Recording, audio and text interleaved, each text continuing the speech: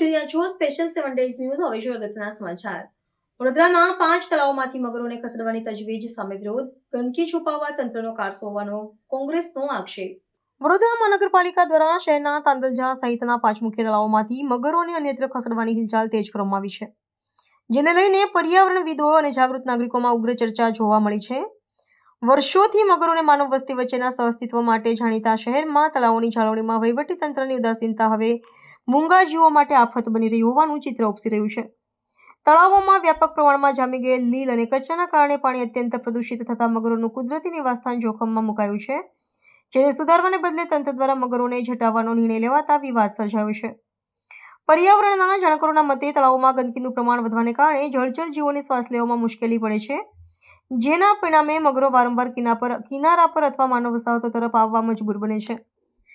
તંત્ર આ બાબતને નાગરિકો માટે ખતરો ગણાવી રહ્યું છે, પરંતુ વાસ્તવિકતા એ છે કે મગરો, મૃત માછલીઓ અને જૈવિક કચરાનો નિકાલ કરીને તળાવના નિવસન તંત્રને શુદ્ધ રાખવામાં કુદરતી સફાઈ કામદારની મહત્વની ભૂમિકા ભજવે છે.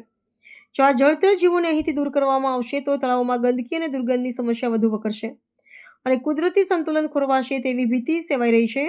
આ સમગ્ર પ્રકરણમાં પાલિકાની કામગીરીને આડે હાથ લેતા કોંગ્રેસના અગ્રણી નેતા અશફાક મલિકે તંત્ર પર આકરા પ્રહારો કર્યા છે. તેમણે પાલિકાની ક્ષમતા પર સવાલ ઉઠાવતા જણાવ્યું હતું કે જે વહીવટીતંત્ર તળાવોમાંથી સામાન્ય સ્વચ્છતા જાળવવામાં નિષ્ફળ નીવડ્યું છે, તે આટલી મોટી સંખ્યામાં મગરોને પકડીને અન્ય સ્થળે કેવી રીતે સુરક્ષિત સાચવી શકશે.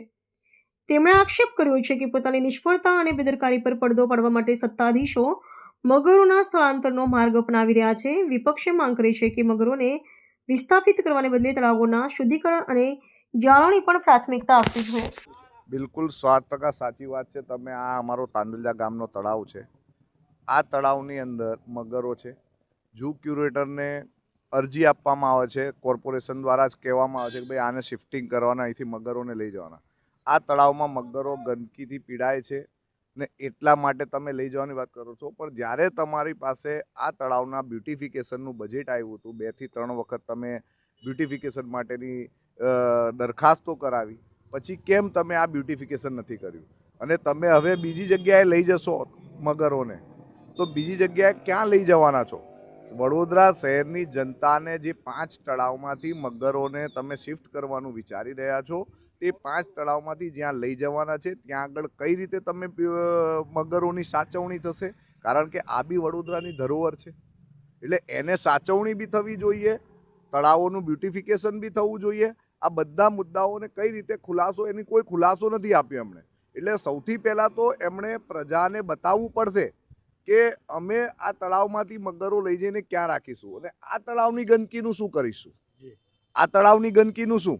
પહેલાં તો તમે આ તળાવની ગંદકીની સફાઈ કરો, બ્યુટિફિકેશન કરો, અને આ ચારે બાજુ ફરતે તમે વ્યવસ્થિત વોલ બાંધો, ડેવલપમેન્ટ કરો, તો પછી અહીંયાથી બીજે શિફ્ટ કરવાના, ખર્ચા કરવાના, પછી બીજે સાચવણી કરવા માટે બીજે પાણી કઈ જગ્યાએ તળાવમાં ગંદકી છે તો ત્યાં આગળ સફાઈ કરવાની. એટલે તમે આ ડબલ સ્ટાન્ડર્ડની વાતો કરો છો.